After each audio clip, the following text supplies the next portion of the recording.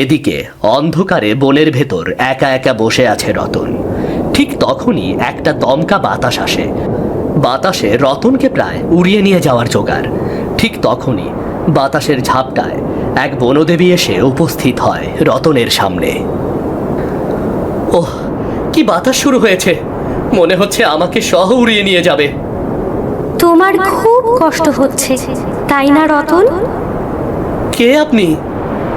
আমার সামনে কি কেউ দাঁড়িয়ে আছে? কে আপনি?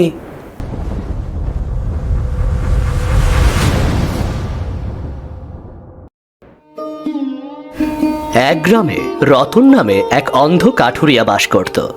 3 কুলে মা ছাড়া তার আর কেউ ছিল না। কিন্তু অন্ধ হবার কারণে রতনকে নিয়ে তার মায়ের চিন্তার কোনো শেষ ছিল না। রতন, তোকে নিয়ে আমার বড্ড ভয় হয় রে বাবা। জানি না সৃষ্টিকর্তা আমাকে কোন পাপের শাস্তি দিল। মা, তুমি আমাকে নিয়ে বৃথাই ভয় পাচ্ছ। আমি তো দিব্যি ভালো আছি। জানি না রে বাবা, আমি তো তোকে এখন দেখে শুনে রাখছি, কিন্তু আমার মৃত্যুর পরে তোর কি হবে? তখন আমাকে সৃষ্টিকর্তা দেখে রাখবে। তুমি আমাকে নিয়ে একদম দুশ্চিন্তা করবে না, কেমন? তোর 2 চোখই যে অন্ধ, কেউ তোকে কোনো কাজ দেয় না। কিভাবে টাকা রোজগার করবি আর কি দিয়ে সংসার চলবে? মা, আমাকে অন্যের কাজ করতে হবে কেন? আমি অন্ধ হওয়ার পরেও সৃষ্টিকর্তার দেওয়া এক বিশেষ ক্ষমতায় গাছ কাটতে পারি। এই কাজ করেই আমি দিব্যি সংসারটা চালিয়ে নিতে পারবো গো। হ্যাঁ, এইটুকুই যা ভরসা, তা না হলে তো আর কোনো গতি ছিল না। এই গ্রামের জমিদার ছিল অনেক ধন সম্পদের মালিক। সব সময় সে রাজার হালে থাকে। বনের কিছু গাছ কাটবো, কিন্তু একটা লোকও পাচ্ছি না। কিছুদিন আগে 2 জনকে বললাম, কিন্তু তারা তো আর কোনো খবরই জানালো না। এবারে মনে হচ্ছে আমাকে নিজে গিয়েই লোক ঠিক করতে হবে। কই রে বিমল, কোথায় গেলি রে? একবার বাইরে আয় তো বিমল। আরে জমিদার বাবু, আপনি আমার বাড়িতে লোক পাঠিয়ে দিলে তো আমি যেতে পারতাম। আপনি শুধু শুধু কেন আসতে গেলেন? না না না না না, ঠিক আছে, একটা জরুরি দরকার পড়লো বলে এলাম। হ্যাঁ বলুন জমিদার বাবু, কি দরকার? আমার বাগানের বেশ কিছু গাছ কাটতে হবে। অনেক দিন থেকেই লোক খুঁজছিলাম, কিন্তু কোথাও পাচ্ছি না। তাই তুই যদি আমার বনের গাছগুলো কেটে দিতে পারিস তাহলে বড় উপকার হয় রে। গাছ কাটার টাকা দিয়েই তো আমার সংসার চলে জমিদার বাবু। এ আর এমন কি কাজ, আমি রাজি আছি। ঠিক আছে, তুই তাহলে আর দেরি করিস না। আজকে তো বেলা পড়ে গেছে, কাল সকাল থেকে কাজে লেগে পড়। ঠিক আছে জমিদার বাবু, আপনি নিশ্চিন্তে বাড়িতে ফিরে যান।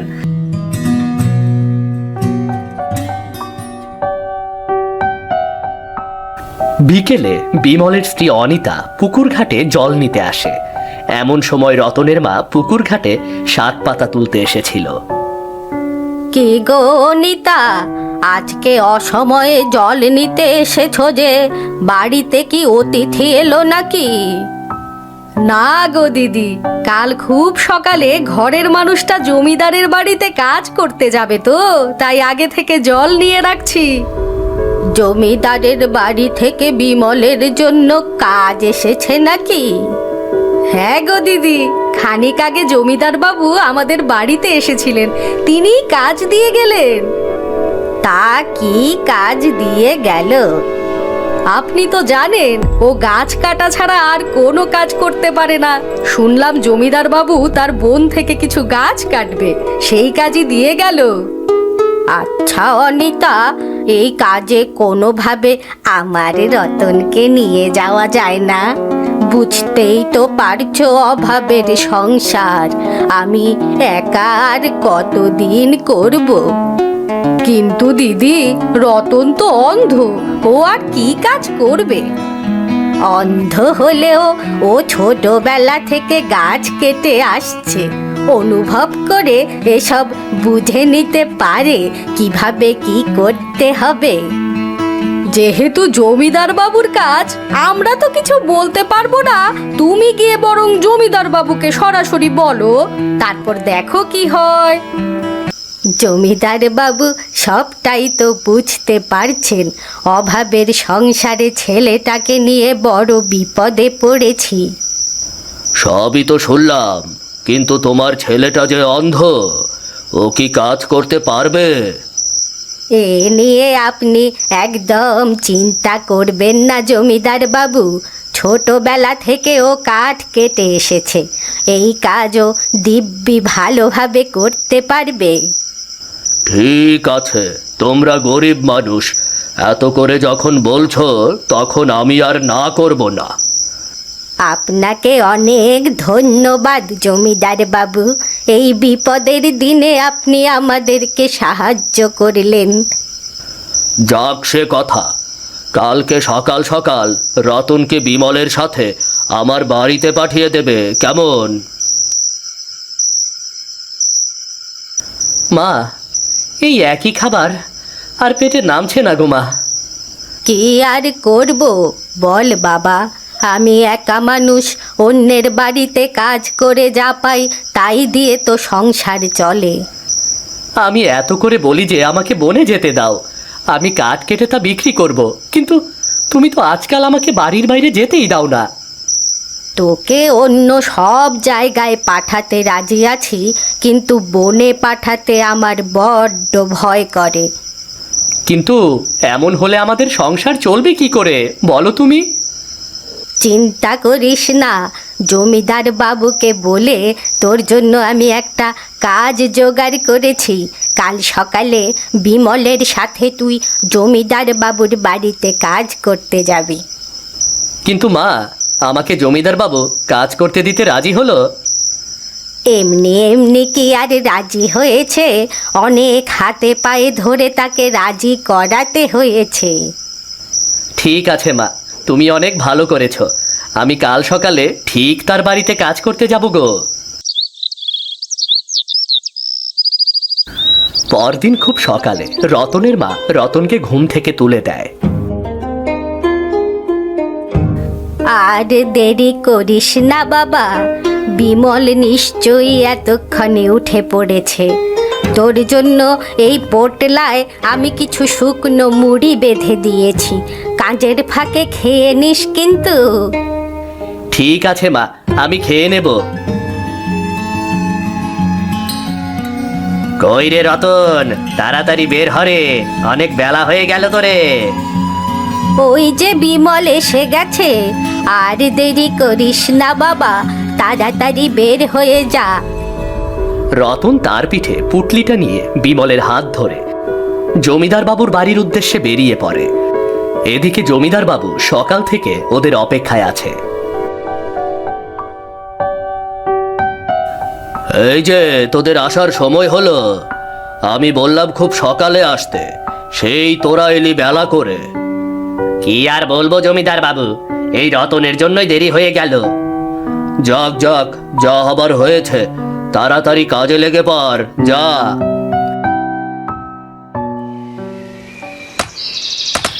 জমিদারের কথা মতো বিমল আর রতন গিয়ে গাছ কাটতে শুরু করে। তুই এদিকের গাছগুলা কাটতে থাক, আমি ওই দিকের গুলা দেখছি, কেমন? ঠিক আছে দাদা।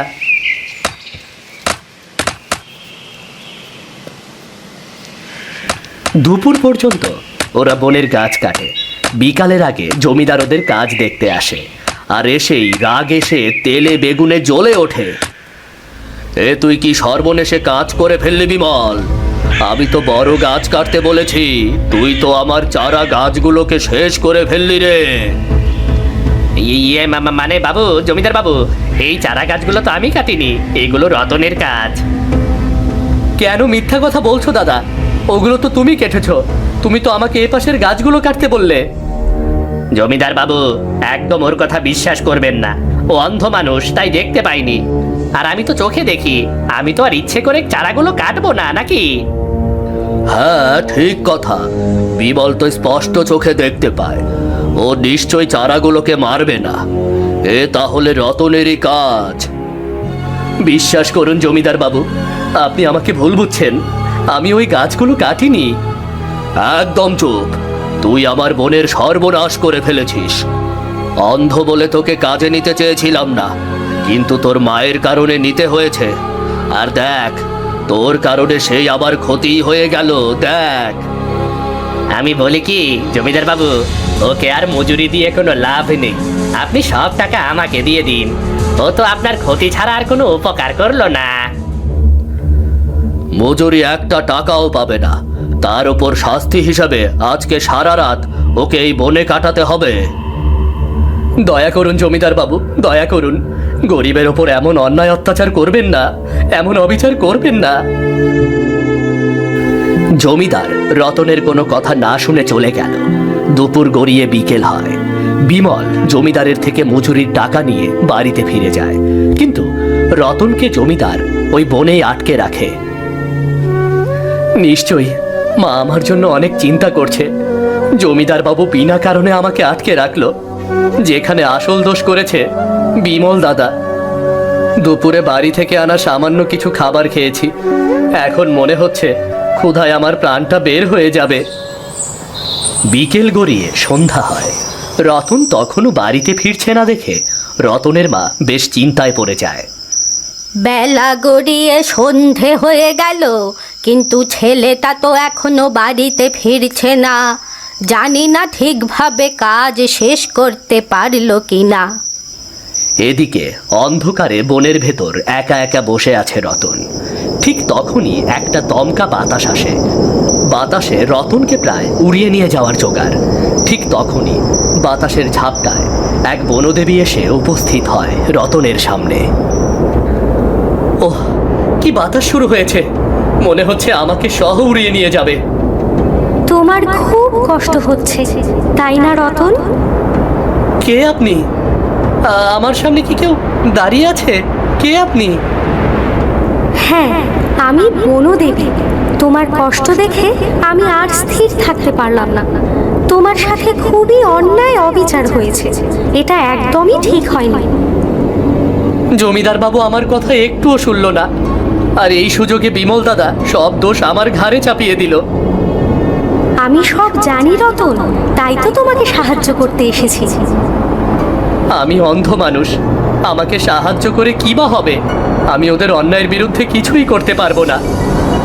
আমি আমার ক্ষমতা দিয়ে সব চারা গাছগুলোকে আবার আগের মতো করে দিচ্ছি। আর একটা কাজ আমি করে দিচ্ছি, সেটা কালকে বিমল বনে আসলেই বোঝা যাবে।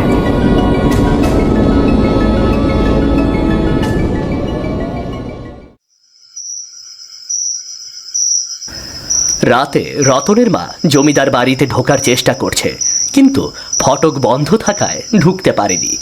সারা রাত রতন ওই বনেই ছিল। সকালবেলা জমিদার এসে ওকে বের করে দিল। আজকে আর তোকে কাজ করতে হবে না। আমি বিমলকে বলে দিয়েছি, ও একা বাকি সব কাজ করে ফেলবে। ঠিক আছে জমিদার বাবু, আমি এখন তাহলে আসি।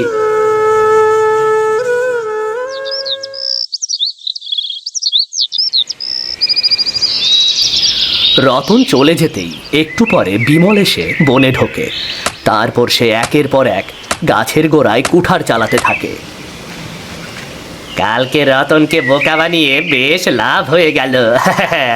মজুরির সব টাকায় আমার পকেটে ঢুকেছে, তার উপরে কাজও আমাকে কম করতে হয়েছে।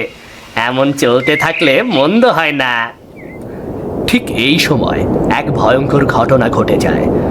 গত রাতের মতো দমকা বাতাস শুরু হয়, আর সেই বাতাসে বনের সব গাছ গোড়া থেকে কেটে পড়ে যায়। মনে হয় যেন বিমল মাত্র গাছগুলোকে কেটে ফেলেছে। সর্বনাশ, এ কি হয়ে গেল? আমি তো একটা গাছও কাটিনি, তাহলে সব গাছ কিভাবে কাটা হয়ে গেল? হে, এখন কি হবে, কি হবে?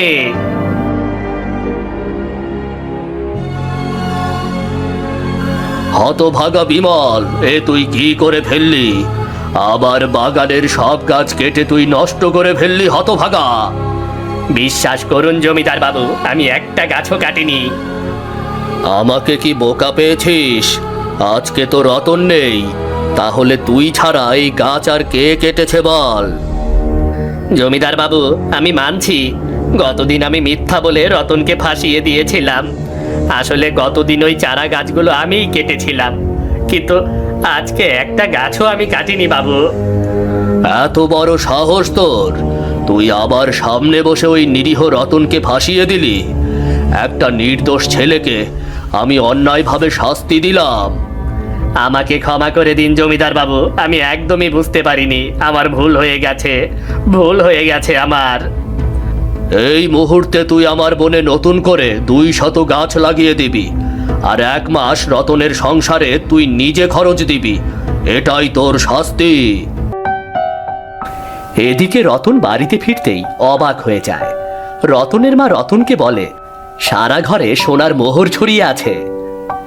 এসব তুমি কি বলছো মা? এত সোনার মোহর কি করে এলো?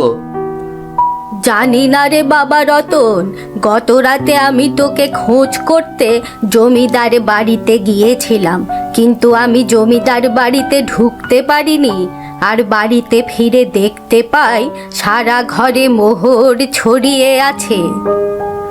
মা, আমি বিনা দোষে একটা বিপদে ফেসে গিয়েছিলাম। বনদেবী আমাকে সেই বিপদ থেকে রক্ষা করে, আর এই সোনার মোহরগুলো হয়তো ওনার আশীর্বাদ। এদিকে জমিদারের শাস্তি বিমল মাথা পেতে নিল, আর বনদেবীর আশীর্বাদে রতন আর তার মা বেশ সুখে শান্তিতে দিন কাটাতে লাগলো।